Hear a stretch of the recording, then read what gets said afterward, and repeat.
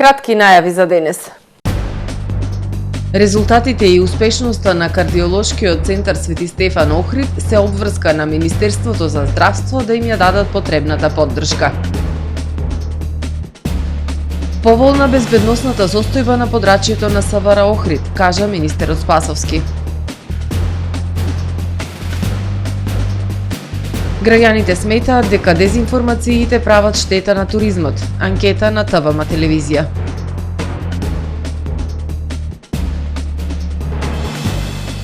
Основното училиште Свети Климент Охридски го одбележа својот патронен празник. Председателски избори во Русија на 17 март. За најавените и за останатите настани ќе ви информираме во дневникот кој започнува по временската прогноза. Останете со нас.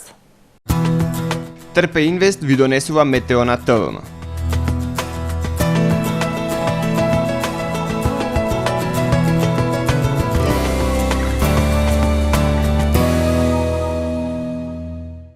Во Охрид денес имавме умерено облачно време со врнежи од дожд и максимална дневна температура од 6 степени Целзиусови. Во вечерните часови врнежи од снег. Во петок во југозападна, западна и северозападна Европа ќе превладува умерено облачно и нестабилно време со врнежи од дожд кои што ќе бидат проследени со засилен ветер. Во областа на Алпите, централните предели, како и во Скандинавија, се очекуваат врнежи од снег. Во останатите предели ќе превладува стабилно време со зголемена облачност. На Балканскиот полуостров утре ќе превладува умерено облачно време со повремени сончеви периоди. Ќе биде ветровито и посвежо со пад на температурите. Во крајните источни предели со врнежи од снег. Максималните дневни температури ќе се движат во интервал од 3 до 12 степени. Во Македонија во петок во утринските часови поради пад на утринските температури ќе има појава на слаб мраз, а во текот на денот ќе превладува претежно сончево време со локална облачност. Ќе биде ветровито и студено. Ќе дува засилен северозападен и североисточен ветер кој што ќе достигне брзина и до 20 км на час. Минималните температури ќе се движат во интервал од -6 до 1 степен, додека пак максималните дневни температури ќе достигнат до 1, односно до 8 степени. Во Охрид во петок по студеното утро во текот на денот ќе превладува претежно сончево време со појава на локална облачност. Минималната температура од -1 степен, додека пак дневната ќе достигне до 5 степени. Во Охрид во сабота и недела по студеното утро со утринска температура од -2, односно -3 степени. Во текот на денот ќе превладува претежно сончево време со појава на локална облачност. Ќе биде ветровито и студено. Максималната дневна температура ќе достигне до 6, односно до 3 степени. Во понеделник умерено облачно време со сончеви периоди и малку потопло. Минималната температура од -2 степени, додека пак максималната дневна ќе достигне до 6 степени Целзиусови.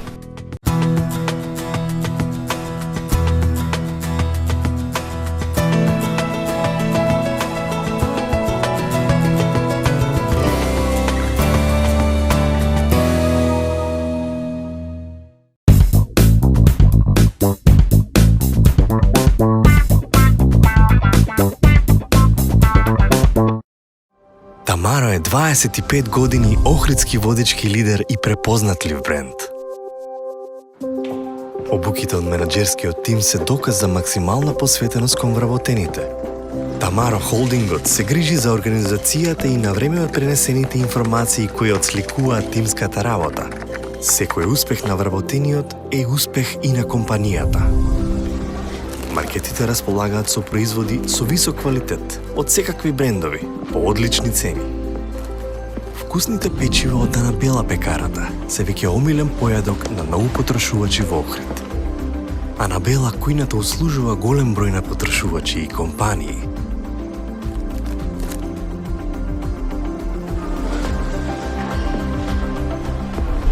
Рибарата е секогаш снабдена со најразлични видови на риба и морски плодови. А месарниците располагаат со свежо месо и месни производи во секое време. Уживајте во својот охридски домаќин. Тамаро, повеќе од маркет. Добре дојдовте во светот на Кармен Бау Центар. Во безпрекорно уреден продажен простор, купувањето во еден Бау Центар никогаш не било попријатно. Со гордост ви го представуваме нашиот шоурум Мараци, со најголем избор на плочки од мараци и санитарија од светски познатите брендови Грое, Колпасан, Идеал Стандарт, Рока, Унитас. На располагање ви е нашиот архитект, кој ќе ви помогне во осмислување на вашиот проект. Располагаме со најбогатата палета на ламинат во државава. Одберете од 100 различни дизајни на Swiss Chrono. Покрај стандардниот избор на фасадните системи Knauf и Бекамент, ви нудиме богат избор на професионален алат на реномираните производители Bosch и Divol. Кармен Бауцентар на улица Железничка. Ланецот супермаркети Миса, препознатлив бренд во Охридско-Струшкиот регион.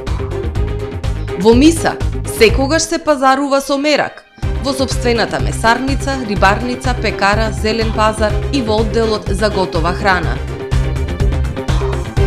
Огромниот асортиман на производи е со загарантирано ниски цени. Пазарете со мерак, ваши Миса маркети.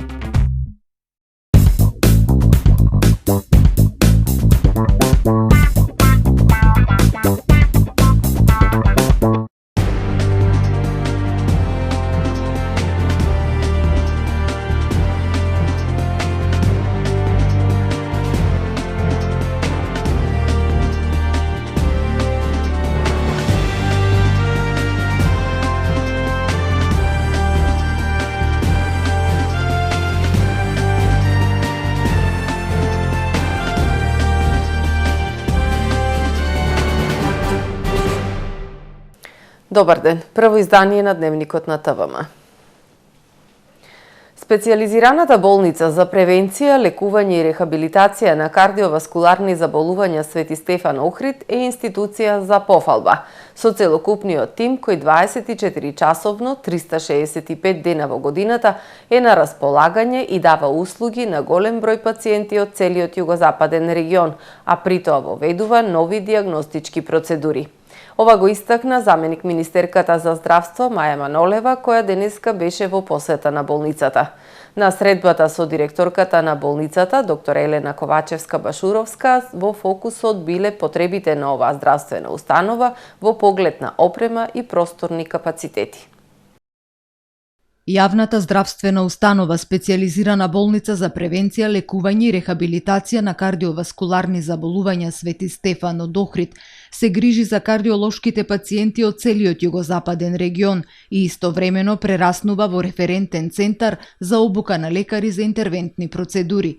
Денеска во посета на болницата беше заменик министерката за здравство доктор Маја Манолева, која истакна дека целиот тим на оваа институција е за пофалба, кој што 24 часа, 365 денови во годината работат и се на располагање на пациентите, а воедно болницата спроведува и нови диагностички процедури. Сето тоа за Министерството значи поголема одговорност, повеќе и посериозно да ги следиме и да размислуваме за ваквите институции кои бележат раст и резултати, истакна Манолева. Тоа ни дава задача, како што реков и претходно, дека Министерството за здравство треба да размислува и да одговори на барањата на институцијата, дека оваа институција треба да се развива со уште една ангиографска сала и со уште еден ангиограф. Барањата од институцијата се стигнати во Министерството за здравство. Се надеваме дека во наредниот период ќе можеме позитивно да одговориме на се она што се барања заради реалните потреби на нашите граѓани, односно на пациентите. Болницата покрива регион со 350.000 жители. Тоа е голем здравствен систем со огромен број на услуги кој што бара поддршка од Министерството за здравство во делот на опрема и просторни услови за што подобро функционирање, истакна директорката на болницата, доктор Елена Ковачевска-Башуровска. Таа посочи дека нова ангиосала, за која што веќе доставиле идеен проект, во моментов е нивна наитна потреба, што е од огромно значење за кардиолошките пациенти. Би ги намалило, секако би значило намалување на бројката на пациенти, односно намалување на листата на чекање на пациентите, меѓутоа и како бекап, значи резервен апарат, ние знаеме години наназад, значи се случуваше во неколку наврати дефект на апаратот, пациентите беа тие кои што беа, значи во суштина праќани на клиника за кардиологија, а одлажувани беа елективните пациенти за елективни ангиографии, што значи е голем проблем. Планска цел на болницата е развој на нови диагностички тераписки процедури, за што се потребни просторни капацитети. И секако не се откажуваме од оној проект кој што она цел, планска цел, значи за развој на регионален центар за акутен мозочен удар, заедно значи со капацитетите здравствени и технички капацитети на другите институции во регионот, како по примерот на мрежата, значи на акутен миокарден инфаркт би се направила и мрежа за акутен мозочен удар, која што би го покривала цел југозападен регион. За реализација на овој проект за третман на акутен мозочен удар со перкутана интервенција, од кардиолошкиот центар подолго време се надеваат на добивање на оперативни сали во новиот објект на специјалната болница за ортопедија и травматологија Свети Еразмо. Заменик министерката Манолева информира дека во тек е постапка за превземање на објектот од страна на министерството. Финишираат сите оние законски, да речам, барикади кои што ги имавме во периодов, така да се надевам дека во наредниот период многу брзо ќе имаме некакви конкретни, точни информации за комплетно превземање на Министерството за здравство на тој објект. Сметам дека последната гарнитура во рамките на Министерството за здравство превзема сериозни чекори во однос на капиталните објекти кои што беа планирани, застанати. Тука ги вбројувам клиничката болница во Штип, болницата во Кичево и еве овој објект Свети Еразмо, кој што се надевам дека во близок период ќе имаат навистина точна завршница и точно ќе можеме да знаеме што понатака со сите тие објекти. Со поддршка на Министерството за здравство во 2019 година во болницата Свети Стефан во Охрид започна да работи одделот за електростимулација за имплантирање на пейсмейкери, со што станува втор референтен центар за таа процедура во државава. Минатата година беше набавен најнов современ ехоапарат за ехокардиографија и беше инсталиран нов ангиограф. Во тек е реконструкција за енергетска ефикасност на објектот, финансирана со грант од швајцарската амбасада преку Министерството за локална самоуправа во вредност од 350.000 евра. Во болницата секојдневно се извршуваат преку 120 специјалистички прегледи, преку 50 ехокардиографии, над 40 стрес тестови и исто толку доплери, додека пак годишно се изведуваат преку 2500 интервентни процедури.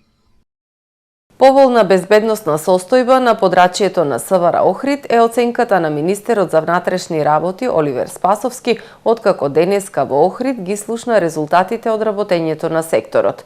Криминалитетот бележи намалување. Во делот на недозволената трговија со дрога во текот на оваа година поднесени се 133 кривични пријави, а динамиката на откривање и спречување е посебно нагласена во последната половина од годината, истакна министерот Спасовски.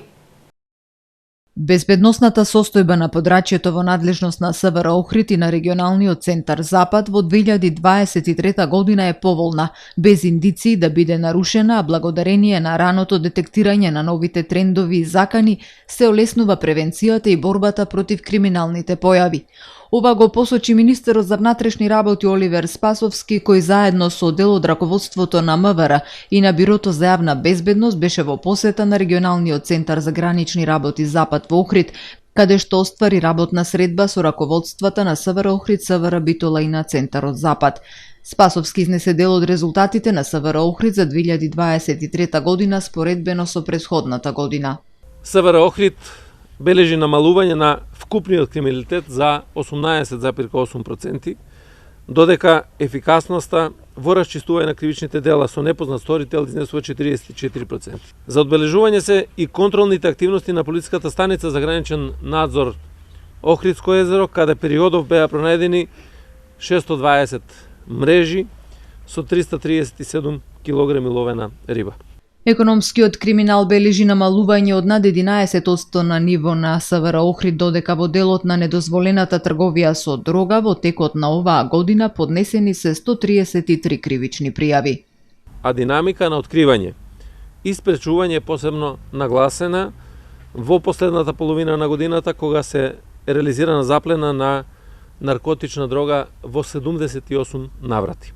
Регионалниот центар Запад оваа година бележи зголемен проток на патници на граничните премини, тоа за 11% споредбено со претходната година, при што на граничните премини во регионот влез и излез оствариле 3,4 милиони патници. А што се однесува до илегалната миграција, тенденцијата е иста како во генерални рамки, при што се бележи намалување на обидите за илегални преминувања на границата. Министерот за внатрешни работи изрази уверување дека вработените во овие две организациони единици ќе продолжат со несмален интензитет да бележат позитивни резултати и подигнување на безбедноста на заедницата, при тоа градејќи партнерски однос со граѓаните. Денешната посета на министерот Спасовски на Охрид новинарите ја искористија за прашања за двојното убиство кое деновиве ја потресува македонската јавност.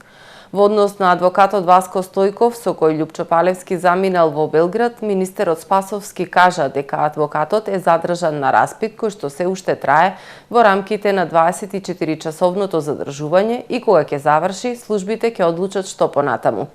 Во однос пак на возачот кој го превезувал Палевски во Турција и кој беше приведен на граничниот премин кај Доиран при влез во земјава, Спасовски рече дека согласно она што го имаат потврдено, службите го информирале дека против него ќе биде поднесена кривична пријава. Министерот беше прашан за коментари за изјавите на лидерот на опозицијската ВМРО-ДПМН Христијан Мицкоски за наводни пропусти во врска со истрагата за убиството и на Вања Ѓорчевска и на Панче Жежовски.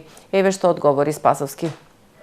Сакам да кажам генерално и да порачам дека политизирањето, политиканството или било што во вакви случаи на убиства, мислам дека уште еднаш ги убива жртвите и тоа не е добро, затоа што нема никаква цена која што може да биде оправдана во од ваков вид. Мислам дека тоа се политиканства од најдолен вид кои што ги превземаат такви екстремни десничарски кругови. Јас навистина не посакувам да се впуштаме сите во политика и во политиканство, туку да се работи сериозно, до крај да се проширува истрагата, да се откријат сите факти и докази и сите тие радикални криминални гнезда, како што истакнав, мора да бидат разоткриени и целосно уништени.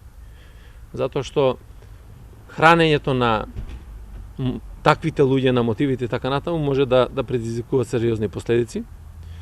Секако дека тука се испитуваат и многу видови на комуникации кои што биле изминатиот период.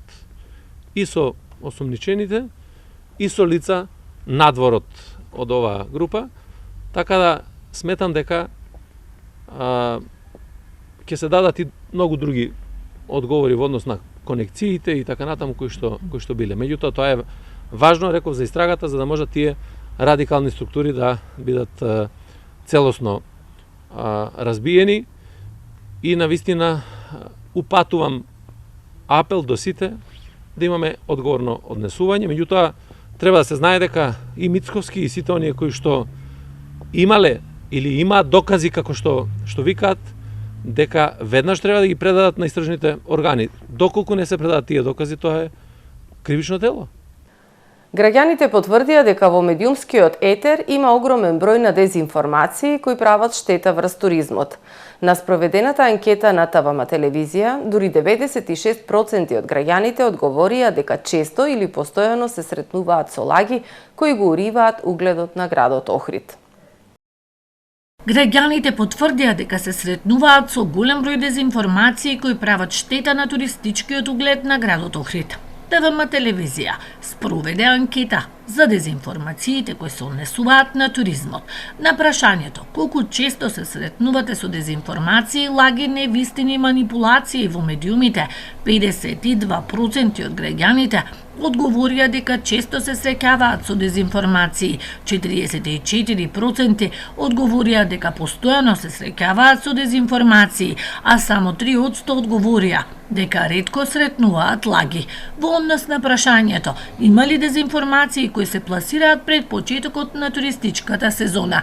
Дури 97% од испитаниците одговорија дека има голем број дезинформации поврзани со туризмот во Охрид, кои најчесто се пласираат пред почетокот на туристичката сезона. Само 3% од испитаниците одговорија дека не сретнуваат вакви дезинформации. Во однос на прашањето кои дезинформации поврзани со туризмот се најзастапени, 46% од испитаниците велат најзастапено е споделувањето на фискални сметки од угостителски објекти, со кои што се тврди дека Охрид е најскап град. 36% од испитаниците сметаат дека најзастапена дезинформација пред сезоната е езерската вода е загадена. 14,7% одговорија дека има голем број дезинформации поврзани со змиите во езерото, со кој што се шири стравка и туристите. Најголемиот дел од испитаниците велат дека има големи последици од дезинформациите врз туристичката сезона. Имено 70% од граѓаните велат има последици врз туризмот од пласирањето на дезинформациите, а само 4% сметаат дека нема последици. Дел од граѓаните, поточно 17%, се изјаснија дека не знаат дали има последици. На прашањето дали вие вашиот бизнис го имате почувствувано влијанието на дезинформациите, 44% од граѓаните одговорија со позитивен одговор, дека почувствувале последици од дезинформациите, 4% дадоа негативен одговор, односно дека немаат последици. 3,7% велат индиректно почувствувале последици и исто толку 3,7% почувствувале негативни последици како станоиздавачи. На прашањето според вас какви последици имаат дезинформациите врз туризмот, 29% од испитаниците одговорија дека една од последиците е градење лоша слика за градот Охрид.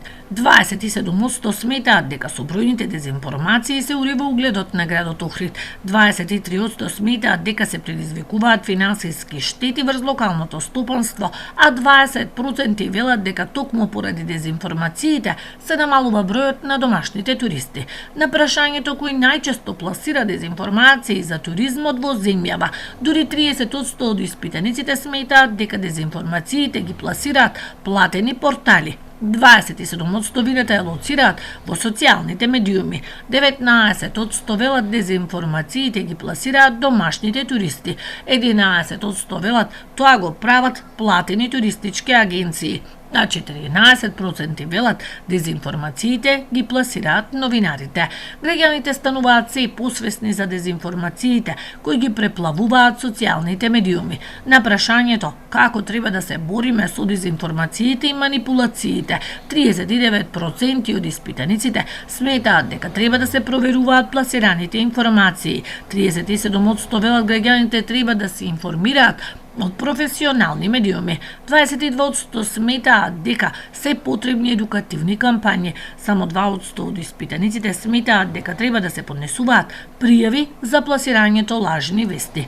На анкетата на ТВМ телевизија најголем дел од испитаниците кои што се одзваа се од градот Охрид, односно 93%, додека само по 3% од општините Струга и општина Дебарца. 83% од граѓаните кои одговорија на нашата анкета се на возраст од 36 до 55 години, 17% на возраст од 28 до 35 години, а 13% над 55 години. Речиси идентично 51% мажи, а 49% жени. Од спроведената анкета може да заклучиме дека поголемиот дел од граѓаните се сретнале со бројни дезинформации поврзани со туризмот и дека истите прават штети и врз градот и врз локалното стопанство. Основното училиште Свети Климент Охридски синоќа со свечена програма во Центарот за култура го одбележа својот патронен празник. Годинашното чествување беше на тема Богатството наше јазикот. Основното училиште Свети Климент Охридски во чест на патронот на градот и патронот на нивното училиште, синоќа во Центарот за култура Григор Прличев свечено го одбележа празникот со пригодна програма на тема Богатството наше јазикот. Поминаа точно 125 години од основањето. Ќе поминат уште многу години низ кои ќе расте успехот на ова училиште, кој е пример како институција со особен углед и квалитет, кој го подобри животот во градот и кој ќе создаде уште многу следбеници на светителот, за да се гордее со нас. Борбата ја започнал со азбуки веди, по него дошле низ векови нови борци за да го сочуваат најсветото, јазикот. Може ли македонец да заборави ништо помина, како ја зачува традицијата, историјата? Кажа Никола и Ања, водители на свечената програма. Мајчиниот јазик е нашата татковина, може да живееме каде било, но она што не прави македонци е нашиот јазик. Тој постои, тој е жив, тој е нашето обележје, идентитет, најсветото наше, богатството наше, мајчиниот јазик. Темата богатството наше јазикот е одбрана со цел да се зајакне националниот дух кај учениците, да го сватат своето постоење, своите корени, да го учат и да го зборуваат својот мајчин јазик. Како што го учат службениот јазик на училиште, така да го зборуваат и својот народен говор, кој е негова основа, велат од училиштето. Затоа зборуваше и драмата Соба број 15, каде на зимување на едно место се среќаваат деца од различни краеви на нашата татковина, но секој го зборува својот народен говор. Сето тоа придонесе за една интересна ситуација од која се раѓа другарство за цел живот. Покрај драматизацијата Соба број 15, учениците од основното училиште Свети Климент Охридски пред бројната публика се представија и со фолклорен мюзикал, рецитал, ритмичка точка и повеќе музички изведби на училишниот хор и оркестар. Беа доделени и наградите за најуспешни литературни творби, а пред почетокот на свечената програма беше организирана продажна акција на рачно изработени творби во организација на Советот на родители, а беше поставена и изложба на ликовни творби. Може да те отречат, други да те преданат, можат се што да измислат. Да погледнеме кои вести беа актуелни денес во светот. Тинејџерка во рускиот град Брјанск со пушка убила една соученичка, а 5 други ученици се повредени. Осмооделенката дошла на училиште со пушка, влегла во оделението и почнала да пука во своите другарчиња од оделението, а потоа се самоубила, соопштил рускиот истражен комитет. Еден од повредените ученици се наоѓал во критична состојба, соопштиле здравствените власти. Според првичните информации, најверојатно дека девојчето кое пукало трпело врсничко насилство и била жртва на булинг. По пукањето училиштето било веднаш евакуирано, а целата област била блокирана од полицијата. Пукање и во кампусот на Универзитетот Невада во Лас Вегас. Најмалку 3 лица загинале, а едно е рането, соопштиле властите. Се уште нема потврда дека напаѓачот бил професор и дали бил застрелан од полицијата или се самоубил. Полициски извор за CNN кажал дека напаѓачот е 67 годишен професор, но се уште е непозната неговата поврзаност со универзитетот. Портпаролот на универзитетската полиција за медиумите изјавил дека откако добиле пријава за пукање на лице во кампусот, полицајците веднаш реагирале и действувале кон осомничениот и дека тој е мртов. Шерифот од метрополитенската полиција во Лас Вегас рекол дека повеќе нема никаква закана за заедницата, но како мерка на предпазливост главниот кампус ќе биде затворен до крајот на неделата. Причините за пукањето допрва ќе се истражуваат. Експлозија во магазин за експлозиви на Сејшелите. 100 лица се повредени, прогласена е вонредна состојба и поради експлозијата и поради поплавите и лизгање на земјиштето, предизвикани од екстремно обилните врнежи од дожд во текот на ноќта. Експлозијата се случила во индустријска зона на главниот остров Махе. Деловната зграда била срамнета со земја, а уништени биле и блиски стамбени згради, јавува BBC. Оштетен е и меѓународниот аеродром, иако е оддалечен 4 километри од местото на експлозијата. Училиштата се затворени, а болниците работат само за итни случаи. Председателот на Сејшелите им наредил на граѓаните да останат дома. Единственото дозволено движење е влез и излез од островот за одмор. Најмалку 5 лица загинале во голем пожар што зафатил комплекс од трговски центри и станови во Карачи, Јужен Пакистан, пренесуваат тамошните медиуми. Пожарот првично избувнал во продавница во приземјето на повеќекатната зграда, пошто зафатил стотици продавници и станови, соопштила пакистанската полиција. Противпожарните и спасувачките екипи веднаш пристигнале на местото на несреќата, при што евакуирани биле најмалку 67 семејства, информирал представник на спасувачките служби. Причината за пожарот се уште не се знае и допрва ќе се истражува. Председателските избори во Русија ќе се одржат на 17 март, одлучи Горниот дом на Рускиот парламент, Советот на Федерацијата.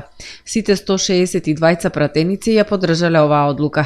Председателката на Советот на Федерацијата, Валентина Матвиенко, нагласи дека предстојните избори ќе бидат најважниот политички настан кој ќе го одреди идниот правец на развојот на Русија.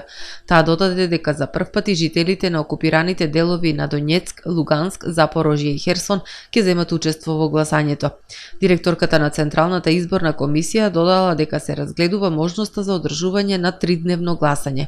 Владимир Путин допрва треба да објави својата намера дали ќе се кандидира за уште еден 6-годишен мандат, иако според најавите тоа е очекувано.